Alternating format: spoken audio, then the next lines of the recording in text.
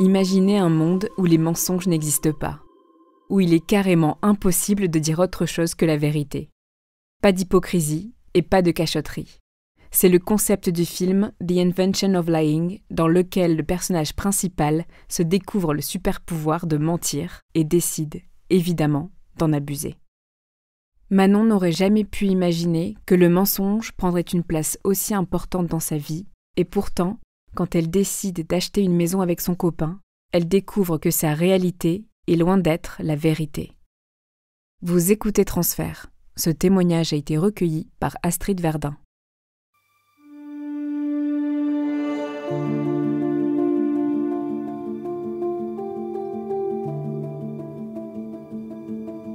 J'ai 30 ans, je vis avec mon mari, mes 2 enfants. Et c'est une période de ma vie où, avec l'arrivée de mon 2e enfant, je me pose un peu des questions sur mon couple, où je me sens moins heureuse, je me sens moins amoureuse. Et c'est vrai qu'au bout de 10 ans, avec l'arrivée des enfants, j'ai une petite lassitude. On est moins sur la même longueur d'onde, on va dire. Moi, j'aime la poésie, j'aime aller dans les musées, et lui, il est pas tout à fait comme ça. Et c'est vrai que ces petites habitudes commencent à me saouler un petit peu, et j'ai de plus en plus de mal à le supporter. Mais bon, après, quand j'en parle à des amis, tout le monde me dit qu'il y a des passages aussi un peu comme ça dans la vie. Dans mon entourage, il y a ma famille. On est plutôt proche de notre famille, sans être tout le temps ensemble, mais on est quand même assez proches. On vit les uns les autres pas très très loin. Et puis on a des amis proches. Pierre adore avoir du monde à la maison et faire la fête, beaucoup la fête. Dans mon entourage, il y a également Florent, qui est mon meilleur ami, que je connais depuis le lycée. Au lycée, on n'était pas forcément très proches, mais on était copains. On a toujours gardé contact, même s'il était dans une autre région. Il s'est séparé, il a eu une petite fille et il est venu se réinstaller dans notre région. On passe très souvent des soirées ensemble. Et je finis même par travailler avec lui. Ma mère cherche un employé et du coup, je lui propose Florent, en fait, qui pourrait convenir. Ma mère le connaît aussi. Et du coup, on travaille ensemble. Donc, ça crée encore plus de liens. Tous les deux, on rigole beaucoup, on a les mêmes affinités pour les choses culturelles, on va dire. On va souvent pique-niquer ensemble. Et du coup, les week-ends, il vient aussi à la maison. Pierre l'aime beaucoup aussi et on passe beaucoup de temps ensemble. Alors Florent, il y est beau. Il a des grands yeux bleu-vert. Il parle très facilement. Il a une aisance pour parler, il connaît beaucoup de choses. Il est très cultivé et drôle. Je le vois vraiment comme un ami, comme une petite bouffée d'oxygène quand je le vois. Et c'est un papa qui est très proche de sa fille. Et c'est vrai qu'on peut parler de ces thèmes-là, de puériculture, on va dire. C'est un papa qui a porté son bébé, qui l'a massé. C'est toutes les choses que moi, j'aurais peut-être aimé que Pierre fasse avec nos enfants. Un jour, on fête nos 10 ans de mariage avec Pierre. Donc, on organise une fête chez nous avec tous nos amis. Je reporte ma robe de mariée, j'arrive à rentrer dedans. C'est une soirée très festive. Il y a les enfants, il y a la famille, il y a les amis. Et puis arrive la fin de soirée où Florent nous donne une lettre à Pierre et à moi, où il nous explique dans cette lettre qu'il est envieux de notre couple et que lui aussi aimerait bien avoir une femme et pouvoir être comme nous, en fait, un couple uni et qui nous envie beaucoup et qui trouve qu'on est un beau couple. Donc je décide d'aller le remercier. Il est déjà couché à ce moment-là et je lui dis que je le remercie pour sa lettre et qu'elle m'a beaucoup touchée. Et se passe le fait que je m'allonge à côté de lui. Et il me prend dans ses bras.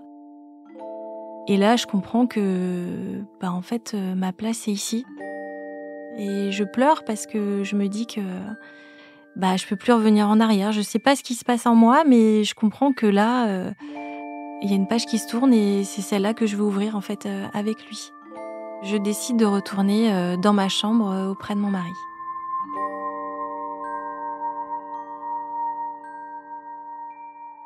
Le lendemain de cette étreinte, je suis très très mal. Et je suis très mal parce que je me dis que j'ai franchi une ligne et je sais pas du tout où est-ce que ça va me mener. On se retrouve pour en discuter. On est un peu gênés par cette situation parce que moi, c'est mon ami quand même, mais ce que j'ai ressenti, c'était plus que de l'amitié. Et j'ai l'impression que lui aussi. Et on finit par s'embrasser.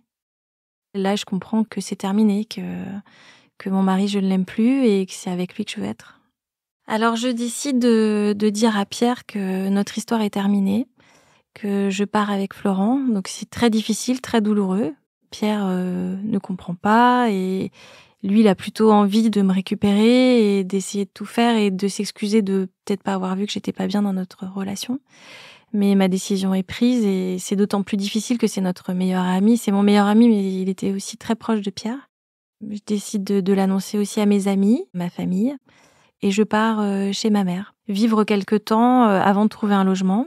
Donc on s'est arrangé avec Pierre pour que on ait les enfants une semaine sur 2. Et je finis par trouver un logement où on peut s'installer avec les enfants. Florent nous retrouve et on s'installe tous ensemble. Donc c'est toujours très difficile pour Pierre quand il m'amène les enfants de voir Florent, ce que je peux entendre. C'est assez compliqué. Mes amis comprennent pas trop ma décision. Et quand j'emmène les enfants à l'école, je perçois le regard des autres qui est un petit peu lourd et un petit peu difficile sur le fait que peut-être qu'en apparence, on avait l'impression d'avoir un couple qui se tenait bien et en fait, moi, ça se tenait pas bien et en plus, je pars pour mon meilleur ami. Alors avec Florent, la vie à 2 se passe très, très bien. Il est romantique, il est agréable, il est aux petits soins. Voilà, on cuisine ensemble, on va se balader ensemble, on partage nos lectures ensemble et tout se passe très bien. Moi, je travaille, il travaille. Mes collègues me disent que je suis un peu cuculapraline parce que dès que je vois un cœur, je dis que je pense à Florent. Voilà, je lui fais toujours un petit clin d'œil pour lui dire que je pense à lui et lui pareil de son côté. C'est surtout ça aussi qui est agréable, c'est que c'est dans les 2 sens et je sens que c'est un amoureux hors pair en fait, un amoureux que j'ai toujours espéré. Et à chaque fois qu'on se quitte, il me dit toujours n'oublie pas que t'es la plus belle. Cette phrase, elle me donne des ailes en fait. Et j'ai pas beaucoup confiance en moi, sur en tout cas ce que je renvoie aux autres et sur ma beauté, on va dire. Et le fait qu'il me le répète souvent, très souvent, quasiment tous les jours, j'arrive à me sentir belle. En tout cas, je me sens belle à ses yeux. Au niveau intime, avec Florent, ça se passe très bien. Je sais qu'on doit faire attention parce qu'il m'avait dit qu'il avait une maladie du cœur, qu'il s'était fait opérer et que si son cœur s'emballe, je dois appeler à un numéro de téléphone, son cardiologue, pour le prévenir qu'il a un problème. Le fait de savoir ça, ça me stresse. Je sais qu'il doit prendre un traitement tous les matins et qu'il y a des choses qu'il peut pas faire parce qu'il a cette maladie.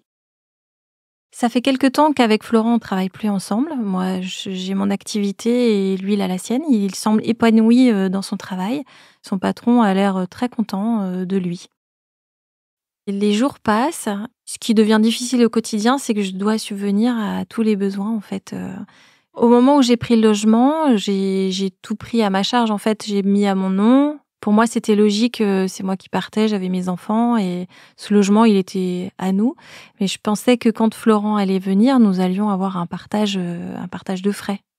Et au final, il y a aucun partage. Je finance tout, les meubles que j'ai besoin de racheter, les courses, le loyer, l'électricité, tout.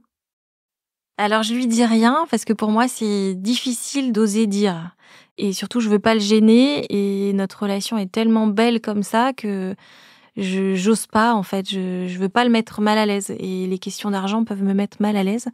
Donc je ne lui en parle pas et je me dis c'est pas grave, j'y arrive, c'est pas grave.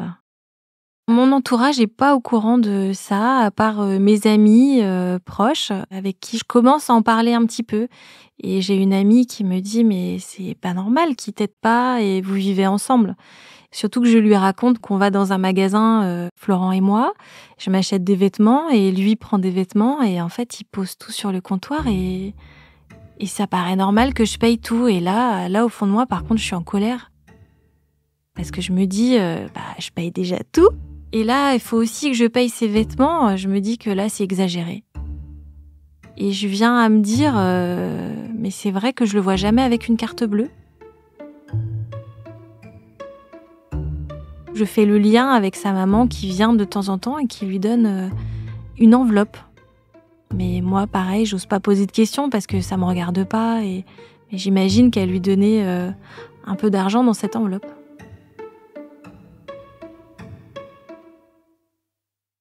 Avec Florent, on décide d'acheter une maison pour construire notre petit nid.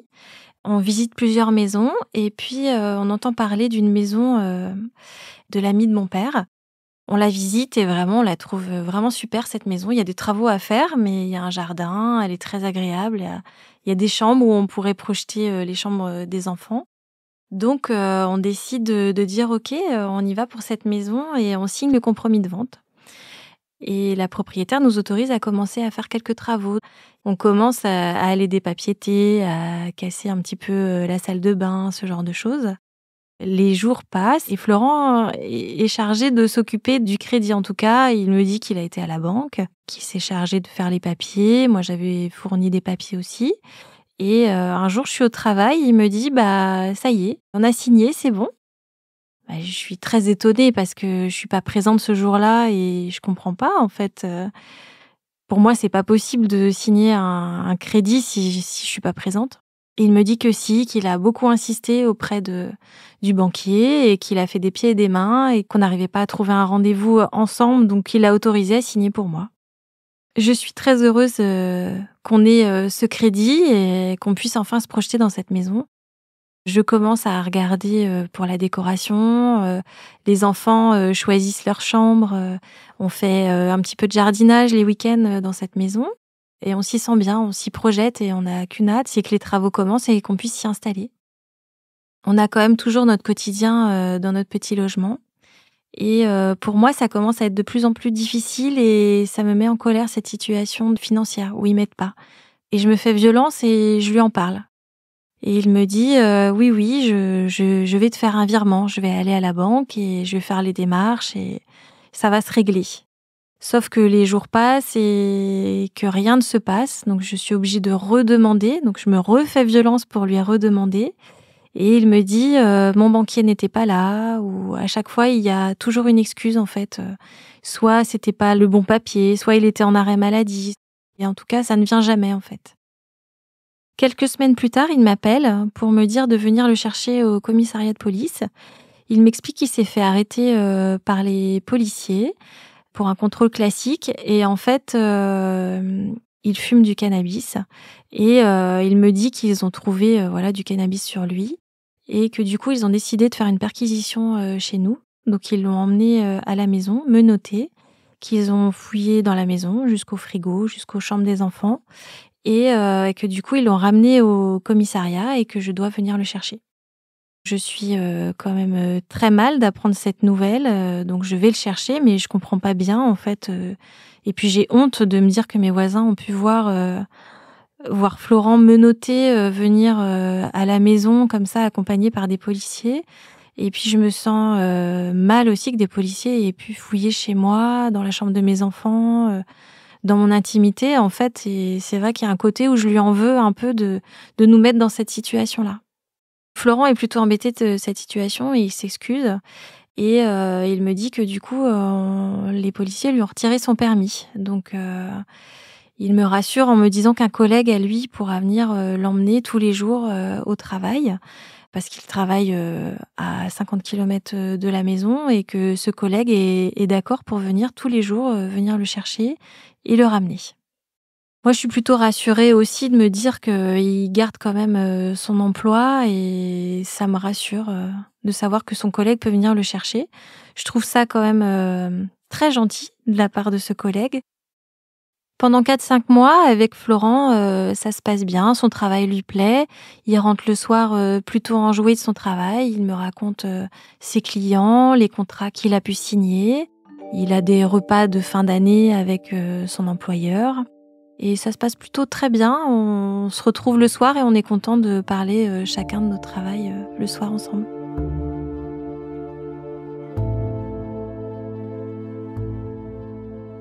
Notre relation évolue très bien. On est toujours très amoureux.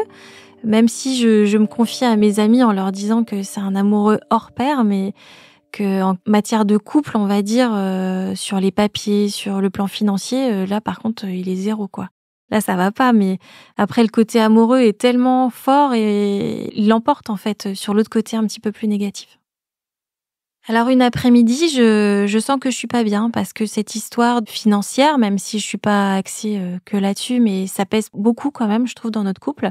Et on est, tous les 2 dans le salon et je commence par lui redire que, voilà, là, je suis pas contente parce que j'ai vraiment envie qu'il m'aide financièrement et que si, on a un avenir ensemble, ça semble logique, qu'on partage tous les 2 les frais. Et je dois insister un petit peu pour qu'il me parle et qu'il me dise les choses et il finit par me dire qu'il a perdu son emploi, en fait, au moment du retrait de son permis. Donc je lui dis: «OK, bah, c'est pas grave de perdre son emploi, tu vas retrouver quelque chose et pourquoi tu me l'as pas dit, en fait?» Et il me dit qu'il avait peur de me perdre et qu'il avait honte, d'avoir perdu son travail. Moi, je suis plutôt rassurante à lui dire: «Bah, c'est pas grave, c'est sûr, j'aurais préféré que tu me le dises, mais c'est pas grave, on est un couple et je sais que tu vas t'en sortir et que tu vas trouver un travail». Mais je sens qu'il y a quand même quelque chose d'autre. Je sens qu'il me dit pas tout, en fait.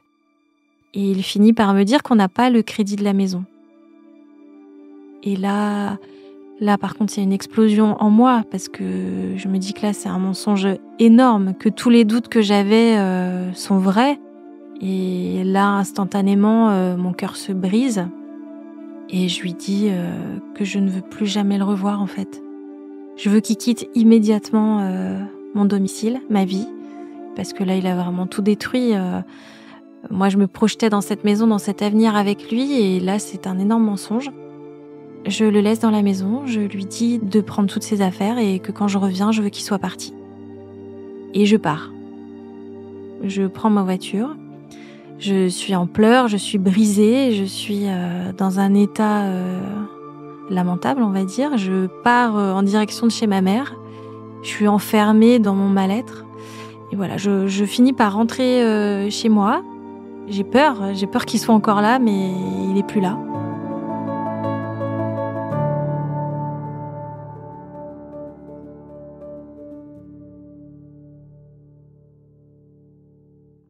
Donc je reviens chez moi et je réfléchis à tout ce qu'il m'a dit et notamment au fait qu'on n'ait pas ce crédit. Donc du coup, je cherche dans mes papiers le document qui atteste qu'on avait ce crédit, qu'il m'avait fourni en revenant de la banque, et je retrouve pas ce papier. Donc là, je comprends pas en fait. Je me dis que il est peut-être parti avec ce papier et qu'il veut pas que je le retrouve. Donc je me dis qu'il m'a vraiment menti jusqu'au bout et jusqu'à créer un faux document en fait. Et là, je me sens trahie encore plus. Je me dirige dans le salon et je vois qu'il y a une enveloppe sur la table qui m'est adressée. Donc je l'ouvre avec un petit peu d'inquiétude, mais je l'ouvre. C'est Florent qui m'écrit une lettre où il m'explique que depuis de nombreuses années, il est mythomane et qu'il avait honte de me le dire et qu'il pensait qu'en se mettant en couple avec moi, il allait se guérir, mais qu'au final, il s'est empêtré dans ses mensonges et qu'il avait peur de me dire la vérité, de peur de me perdre, qu'il est désolé de cette situation, qu'il aimerait que ça s'arrange entre nous et voilà, qu'il s'excuse, mais voilà, que c'est une maladie, qu'il a toujours été comme ça. Et là, j'ai qu'une envie, c'est de déchirer sa lettre et de lui dire que je veux plus, quoi. Je veux plus aucun contact avec lui. Donc là, tout d'un coup, tout s'ouvre à moi, en fait. Et là, j'ouvre les yeux sur tous ces mensonges où je me dis que sa maladie du cœur, en fait, si je me souviens bien, j'ai jamais vu de médicaments et j'ai jamais vu de cicatrice sur son corps. Son collègue qui venait le chercher, bah, en fait, il avait plus d'emploi, donc c'était faux. Son patron, c'était faux. Son repas de fin d'année avec tous ses collègues, c'était faux. Tout était complètement faux. Et là, je me sens anéantie parce que je me dis que toutes ces paroles, même envers moi, même envers tout ce qui me disait son amour pour moi, bah là, je remets tout en question, en fait. Mes amis proches m'aident beaucoup hein, parce que s'ils sentent que c'est une situation qui est très compliquée, ils m'ont vue très amoureuse sur mon petit nuage et là, c'est la descente aux enfers. Donc, ils sont très présents. Ma famille est aussi très présente et très en colère. Mes enfants sont aussi peinés parce qu'ils l'aimaient beaucoup.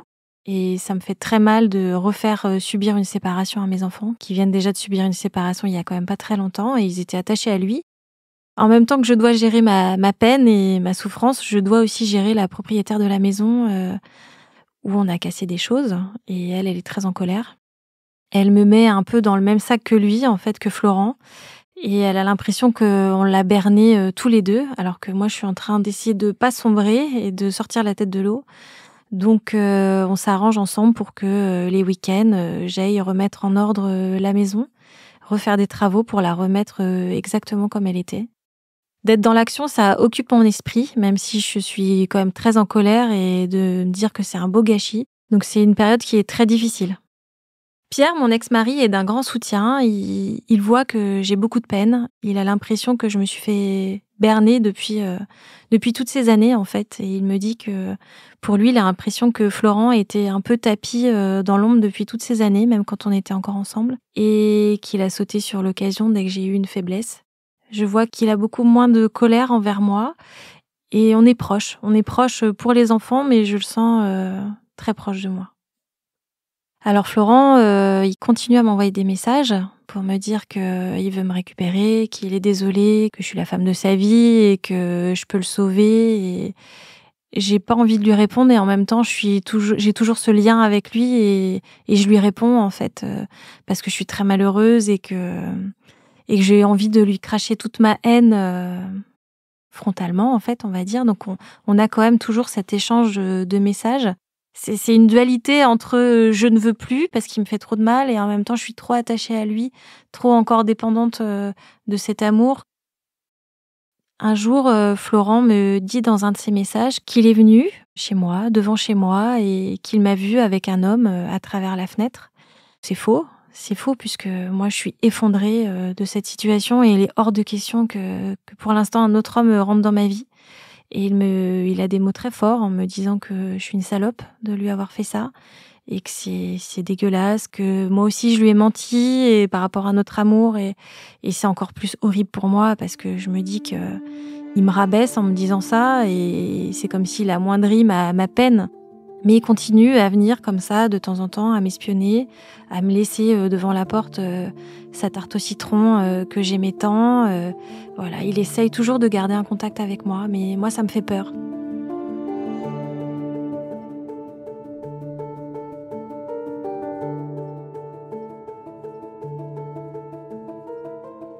Cinq mois plus tard, j'ai acheté une maison où on va s'installer avec les enfants. Donc je suis très très contente de cette nouvel achat. On repart à zéro dans notre nouveau nid tous les trois. Et donc on fait les cartons, des amis sont là pour venir m'aider, mes amis qui ont toujours été présents pour moi. Avec mon ami, on descend à la cave. Je préfère qu'ils viennent avec moi parce que j'ai un peu peur, je vais jamais dans cette cave. Et en fait là, on découvre une couverture par terre avec un oreiller, des livres. Et là, je comprends que quand il me dit qu'il part travailler, il part se cacher à la cave, le temps que je parte au travail. Je suis choquée, en fait. Je me dis, mais qu'est-ce que c'est que cette histoire de mon amoureux qui se cache à la cave pour pas me dire qu'il a perdu son travail? Je me dis que mais c'est impensable, en fait. C'est limite machiavélique. Je trouve ça écœurant et je découvre ça avec mon ami. On est stupéfaits tous les deux. Stupéfaits. Ça me fait que confirmer qu'il est malade. Florent connaissait tout de moi et il me connaissait sur le bout des doigts. Il savait justement mes faiblesses, le fait que j'ai pas confiance en moi. Mais je pense qu'il avait une emprise sur moi parce que du coup, il savait que j'osais pas dire les choses. Donc il savait que j'allais pas lui poser la question sur le loyer, sur les questions financières. Il me connaissait tellement bien que voilà, il s'est engouffré dans toutes mes failles et sûrement pour me manipuler, je sais pas, mais en tout cas, ça a été difficile pour moi de reprendre confiance. Je veux surtout pas qu'il repose les yeux sur moi, ni sur mes enfants. Il m'a trop salie et je ne veux pas lui donner le plaisir de me revoir et de poser des mots sur moi ou de me redire qu'il me trouve belle. Et pour moi, tout ça, c'était des mensonges. Plusieurs mois après, j'ai revu un ami qu'on avait en commun avec Florent. Cet ami m'explique que lui, il sait, il le connaît depuis des années et il sait qu'il est comme ça, qu'il ment, qu'il est mythomane et qu'il nous a vus dans cette histoire, mais voilà, qu'il a rien dit. Je lui dis, mais pourquoi tu me l'as pas dit? Et il m'a dit, c'était délicat de dire quoi que ce soit, vous étiez dans votre histoire, mais nous on savait et on est très en colère de voir le mal qu'il t'a fait en fait. On est plusieurs à en avoir discuté. Ma réaction, elle est assez claire, hein, j'aurais aimé qu'on me prévienne. Peut-être que si eux étaient venus et m'avaient dit quelque chose, je sais pas si je les aurais crus. Mais en tout cas, ça m'aurait peut-être encore ouvert une autre porte pour me dire, tiens, c'est bizarre quand même. Et je pense que par honnêteté, j'aurais aimé qu'ils me le disent. Quelques années plus tard, je reçois une lettre venant de Florent, où il m'explique sa nouvelle vie, son nouveau travail, où est-ce qu'il habite. Donc, il a changé de région. Il m'explique qu'il revient chez sa maman régulièrement. Elle habite pas très loin de chez moi. Qu'il m'a vue une fois que je faisais mes courses avec mon fils. Puis il me dit aussi que voilà, il a rencontré quelqu'un, mais que c'est toujours compliqué pour lui, qu'il m'aimera toujours, qu'il comprend pas pourquoi je l'ai pas aidé en fait face à sa maladie et que j'aurais pu quand même faire l'effort de le reprendre et qu'il comprenait pas pourquoi je lui faisais du mal, ce genre de choses. Donc j'ai trouvé que c'était assez gonflé quand même de m'envoyer cette lettre. Déjà, j'en ai rien à faire de sa vie actuelle. Et en fait, ces reproches, j'ai pas envie de me les recevoir parce que je trouve que dans l'histoire, j'ai quand même beaucoup morflé. Aujourd'hui, je suis bien dans ma vie. Avec Pierre, on s'entend très très bien, de mieux en mieux. On a toujours des liens très très forts avec Pierre et avec sa nouvelle femme. Ils sont vraiment super et c'est vrai qu'on fait un beau trio pour s'occuper des enfants et je sais toujours que je peux compter sur lui. Vraiment, il est d'une présence très utile pour moi. Et un jour, je lui écrirai une lettre, sûrement, pour m'excuser de tout le mal que je lui ai fait. Et puis, dans ma vie, j'ai un amoureux qui est formidable. J'espère qu'on va construire une belle vie ensemble. Et en tout cas, notre relation, je la trouve saine parce qu'il n'y a pas de mensonge. Tout est dit, tout est simple et sain. Et c'est vraiment ce que je recherche dans ma vie amoureuse maintenant.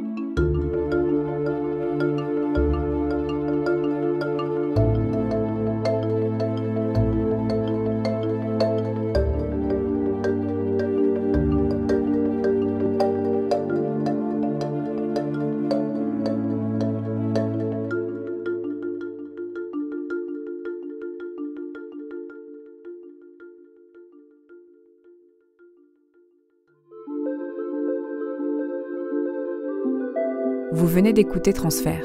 Ce témoignage a été recueilli par Astrid Verdun. Transfert est un podcast produit par Slate. Direction et production éditoriale, Sarah Koskiewicz et Benjamin Septem-Ours. Chargée de production, Astrid Verdun. Chargée de post-production, Mona Delahaye. Prise de son et montage, Johanna Lalonde. L'introduction a été écrite par Sarah Koskiewicz et Benjamin Septem-Ours. Elle est lue par Aurélie Rodriguez. Retrouvez Transfert tous les jeudis sur slate.fr et sur votre application d'écoute préférée. Découvrez aussi Transfert Club, l'offre premium de Transfert. 3 fois par mois, Transfert donne accès à du contenu exclusif, des histoires inédites et les coulisses de vos épisodes préférés. Pour vous abonner, c'est simple, rendez-vous sur slate.fr/transfertclub. Vous pouvez aussi vous abonner à notre newsletter, notre compte Instagram et rejoindre le Discord de Transfert. Toutes les informations nécessaires sont disponibles dans la description de l'épisode. Pour proposer une histoire, vous pouvez nous envoyer un mail à l'adresse transfert@slate.fr.